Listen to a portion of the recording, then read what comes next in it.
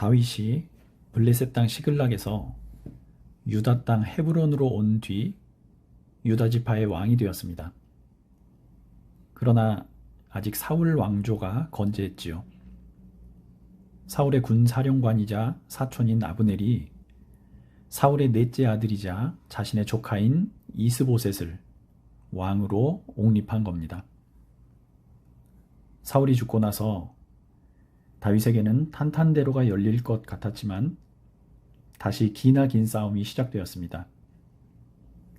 서로 왕가의 정통성을 주장한 이스라엘과 유다 양측 사이에 드디어 내전이 벌어지지요. 아브넬이 이끄는 이스라엘 군대와 요압이 이끄는 유다군 사이에 벌어진 전투에서 아브넬이 패하고 맙니다. 사무엘상은 신명기 사관의 입장에서 기록된 성경이라고 말씀드렸습니다. 하나님의 말씀에 순종하면 복, 불순종하면 저주, 회개하면 구원을 받는다는 입장입니다.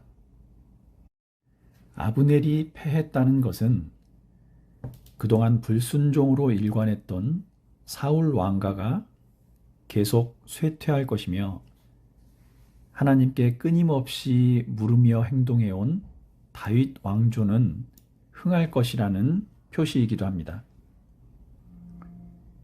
아브넬이 도망치자 요압의 동생인 아사헬이 그를 뒤쫓습니다.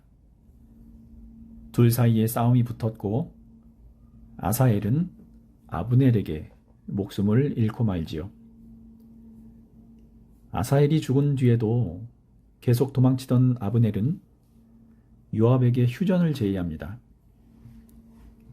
요압도 지파들 간에 지나치게 내전이 격해질 경우 훗날 다윗의 치세에 좋지 않은 영향을 끼칠 것을 우려해 휴전 제안을 받아들입니다.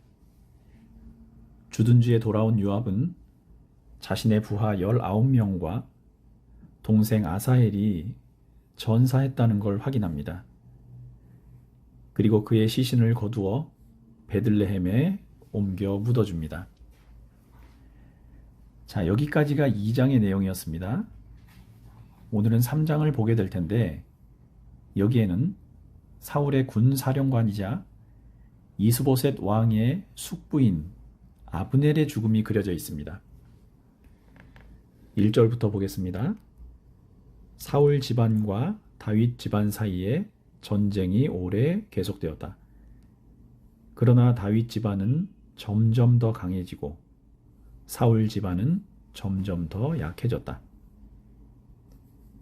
전쟁이 오래 계속되었다는 것은 실제 이들이 격렬하게 전쟁을 이어갔다는 뜻이라기보다는 이들 사이에 서로 적대적인 관계가 이어졌다는 것으로 이해하시면 되겠습니다.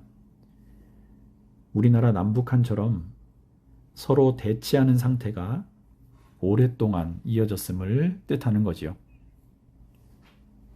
그럼에도 확실히 대세는 다윗에게 넘어왔습니다. 역대상 12장 23절에서 27절을 보면 처음에 이스보셋을 추종하던 사람들까지 점점 다윗에게 넘어와 그를 지지하는 사례가 많아졌다는 걸 알 수 있습니다. 날마다 다윗을 도우려는 사람이 모여들어 하나님의 군대와 같은 큰 군대를 이루었다.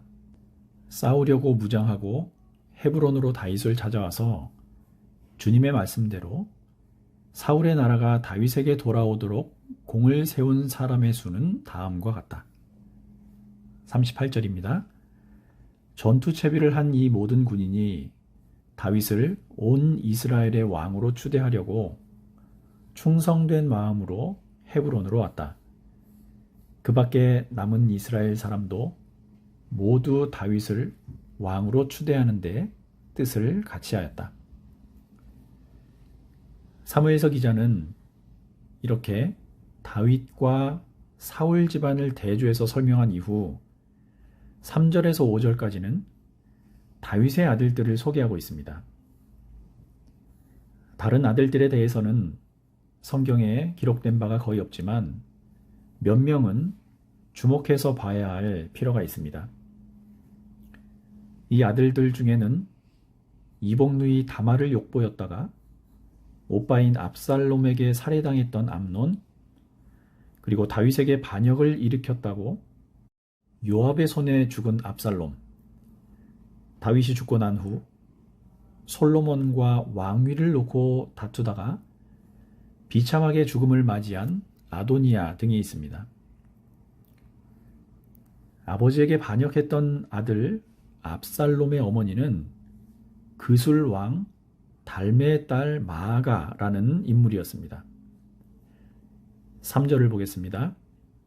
둘째 아들은 갈메의 사람 나발의 아내였던 아비가일에게서 태어난 길르압이고, 셋째 아들은 그술 왕 달메의 딸 마아가에게서 태어난 압살롬이고, 그술이란 곳은 당시 요단강 상류에 있던 작은 독립국이었습니다. 다윗과 마아가의 결혼은 정략 결혼이었던 거지요. 결혼으로 평화를 유지하는 방식입니다. 다윗이 전반적으로 신실한 믿음을 가진 사람이기는 했지만 이런 정책은 명백하게 하나님의 율법을 어긴 겁니다. 신명기 7장 3절에서 5절을 보겠습니다. 그들과 혼인 관계를 맺어서도 안 됩니다. 당신들 딸을 그들의 아들과 결혼시키지 말고 당신들 아들을 그들의 딸과 결혼시키지도 마십시오. 그렇게 했다가는 그들의 꾀에 빠져서 당신들의 아들이 주님을 떠나 그들의 신들을 섬기게 될 것이며, 그렇게 되면 주님께서 진노하셔서 곧바로 당신들을 멸하실 것입니다. 그러므로 당신들은 그들에게 이렇게 하여야 합니다.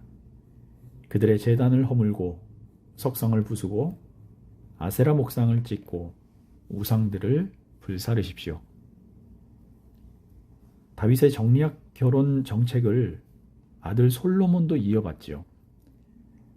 이방 나라 공주들과 결혼하면서 그들이 섬기는 우상들이 함께 들어왔습니다. 우상이 들어왔다는 것은 그들의 문화가 함께 들어왔다는 의미입니다. 훗날 이로 인해 국가 전체가 야훼 신앙을 버리고 서서히 늪에 빠져들듯이 우상 숭배에 빠져들었습니다. 그리고 그 결과 결국 남북 왕조가 모두 멸망하고 말죠. 신명기 사관의 입장에서 보자면 나중에 아들 압살롬의 반역으로 고통받았던 다윗의 역사 역시 불순종의 결과였다는 것을 알 수 있습니다. 이렇게 다윗의 아들들을 소개하던 사무엘서 기자는 다시 초점을 사울의 집안으로 돌립니다. 6절입니다. 사울 집안과 다윗 집안 사이에 전쟁이 계속되는 동안에 사울 집안에서는 아브넬이 점점 더 세력을 잡았다. 이스보셋이 왕위에 있긴 했지만 실질적인 권력을 모두 쥐고 있던 아브넬은 급기야 사울의 첩 이스바라는 여인을 범하고 맙니다. 7절입니다. 사울의 후궁 가운데 리스바라는 여인이 있는데 아야의 딸이었다. 이스보셋이 아브넬에게 장군은 어찌하여 나의 아버지의 후궁을 범하였소? 하고 꾸짖었다. 이 질문은 윤리를 저버렸다는 의도에서 한 말이 아니라 다분히 정치적인 의도가 있는 말입니다. 선대 왕의 첩을 차지했다는 것은 자신이 왕이 되겠다는 의도이거나 지금 왕보다 위에 군림한다는 뜻이었기 때문입니다. 이와 비슷한 일이 훗날 다윗 가문에서도 일어납니다. 다윗의 넷째 아들인 아도니아가 솔로몬의 어머니 밧세바에게 수넴 여인 아비삭과의 결혼을 허락해달라고 요청한 일이 있었습니다. 아비삭은 다윗이 노년일 때 시중을 들던 여인이었지요. 솔로몬은 이 일로 아도니아가 왕위를 노린다는 확신을 갖게 되었고 결국 사람을 시켜 그를 죽이게 됩니다. 자, 이스보셋의 질책을 들은 아브넬의 반응을 한번 보십시오. 8절에서 10절입니다. 그러자 아브넬이 이스보셋의 말에 몹시 화를 내면서 대답하였다. 임금께서는 내가 유다의 빌부터 살아가는 개로밖에 보이지 않습니까? 나는 오늘날까지 임금님의 아버지 사울 집안과 그의 형제들과 친구들에게 충성을 다하였고 임금님을 다윗의 손에 넘겨주지도 않았습니다. 그런데도 임금님께서 오늘 이 여자의 그릇된 행실을 두고 나에게 누명을 씌우시려는 것입니까? 주님께서는 이미 다윗에게 약속하신 것이 있습니다. 이제 저는 다윗 편을 들어서 하나님의 뜻대로 하겠습니다. 그렇게 하지 않는다면 하나님이 이 아브넬에게 벌을 내리시고 또 내리셔도 좋습니다. 하나님은 이 나라를 사울과 그의 자손에게서 빼앗아 다윗에게 주실 것입니다. 하나님이 다윗을 이스라엘과 유다의 왕으로 삼으셔서 북쪽 단에서부터 남쪽 브엘세바에 이르기까지 다스리게 하실 것입니다. 유대인들은 동물의 썩은 고기나 사체를 먹는 동물이라고 여겼기 때문에 개를 매우 경멸했습니다. 자신은 사울 왕 때부터 모든 충성을 다했고 이스보셋도 다윗으로부터 지켜주고 있는 사람인데 자신을 이렇게까지 모욕하느냐는 겁니다. 더구나 이번 일은 리스바의 나쁜 행실 때문에 벌어진 일인데 그동안 왕실에 보여온 충성에 비하면 매우 사소한 일이 아니냐라고 말한 겁니다. 게다가 이스보셋 앞에서 그를 버리고 다윗을 따르겠다라고까지 합니다. 아브넬의 행동과 말을 가만히 곱씹어 보면 그가 이스보셋을 왕으로 세운 것은 사울 왕가나 조국에 대한 충성심으로 한 일이 아니었다는 것을 알 수 있습니다. 단지 자신의 권력욕과 안위를 보장받으려고 벌인 일에 불과했습니다. 그리고 대세가 다윗에게 넘어가고 있다는 것을 알아챈 아브넬은 이제 이스보셋을 버리고 자신의 살 길만 모색하고 있는 거지요. 아브넬의 말을 들은 이스보셋의 무기력한 반응도 한번 보십시오. 11절입니다. 이 말을 듣고 이스보셋은 아브넬이 두려워서 그에게 다시는 말 한마디도 하지 못하였다. 이후 아브넬은 다윗에게 사람을 보내어 자신이 다윗 편에 서겠다는 전가를 보냅니다. 다윗은 자신의 아내이자 사울의 딸인 미가를 데려온다면 그 제안을 받아들이겠다고 말합니다. 그러고는 이스보셋에게도 사람을 보내어 자신의 아내 미가를 돌려보내라고 전합니다. 이스보셋은 그 요청을 받아들였고요. 미가를 다윗에게 돌려보냅니다. 그런 후에 아브넬은 이스라엘의 장로들과 비밀리에 만나서 다윗을 왕으로 모시자는 의견을 건넵니다. 심지어 사울을 왕으로 배출했던 베냐민 지파 사람들과도 이런 이야기를 나눈 후에 다윗을 찾아갑니다. 다윗은 그를 위해 잔치를 베풀었고 아브넬은 이스라엘의 장로들과 약속한 내용을 다윗에게 전해줍니다. 21절입니다. 잔치가 끝나자 아브넬이 다윗에게 말하였다. 이제 그만 일어나 가서 온 이스라엘을 높으신 임금님 앞에 모아놓고서 임금님과 언약을 세우게 하겠습니다. 그러면 임금님이 원하시는 어느 곳에서나 원하시는 대로 왕이 되셔서 다스리실 수 있습니다. 다윗이 아브넬을 떠나보내니 그가 평안히 떠나갔다.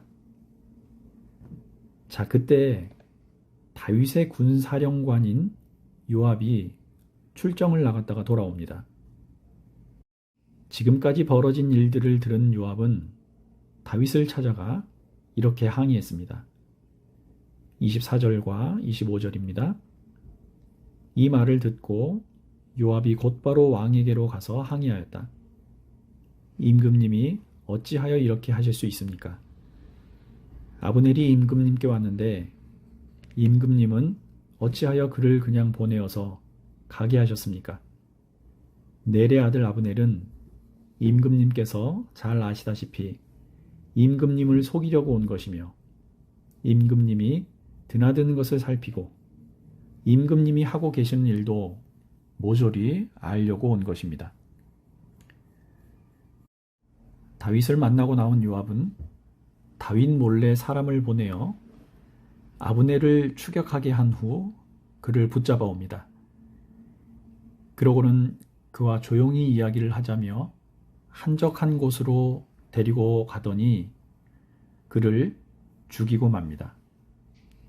27절입니다. 아브넬이 헤브론으로 돌아오니 요압이 그와 조용히 이야기를 하려는 듯이 성문 안으로 그를 데리고 들어갔다. 요압은 거기에서 동생 아사헬의 원수를 갚으려고 아브넬의 배를 찔러서 죽였다. 그 소식을 뒤늦게 접한 다윗은 이번 일에 대한 죄를 요압과 그의 집안으로 돌리며 아브넬을 위해 장례를 치러줍니다. 장례는 아브넬의 시신을 실은 상여가 움직이는 동안 다윗도 그 상여를 따라갈 정도로 매우 정중하게 예를 갖추어 치러졌습니다. 마음 다해 애통해하며 장례를 치러주고 애가까지 지어 불러주면서 금식조차 마다하지 않는 모습을 본 백성들은 그때서야 아브넬의 죽음이 다윗과 관련이 없었다는 걸 인정해 줍니다. 그리고 정성을 다해 아브넬의 죽음을 애도한 다윗을 재평가하는 계기가 되기도 합니다.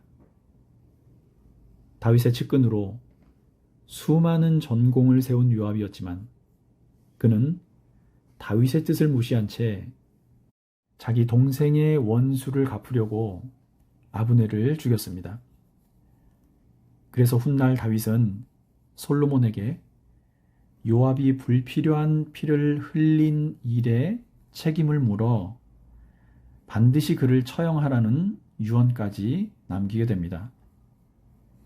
요압은 결국 솔로몬이 아니라 아도니아를 왕으로 세우려다가 비참한 최후를 맞게 됩니다. 사실 요압이나 아브넬은 마지막이 좋지 못했지요. 자신이 저질러 온 일들에 대해 죗값을 받은 것이라 볼 수 있습니다. 이 두 사람의 최후를 보면서 우리는 다시 한번 우리의 생이 다른 이들을 괴롭게 하거나 해치며 살아오지는 않았는지 돌아보아야 합니다. 특히 하나님 보시기에 정직하고 바르게 살고 있는지 마음을 기울여 살펴봐야 합니다.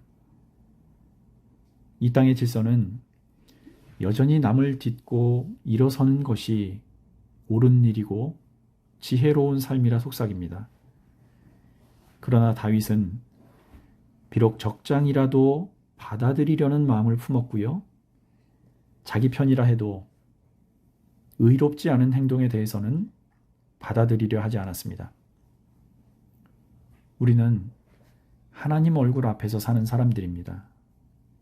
그분의 눈이 우리 행동을 지켜보시며 그분의 귀가 우리의 말과 생각을 다 듣고 계시다는 것은 너무나 두려운 일입니다. 그러나 우리가 그분의 뜻을 헤아리며 그 마음에 맞도록 살려 애쓴다면 그 두려움은 평안과 위로로 바뀌게 될 것입니다. 남은 한 주도 주님의 품 안에서 형통함과 평화와 위로를 누리는 성도들이 되시기를 주님 이름으로 축원합니다.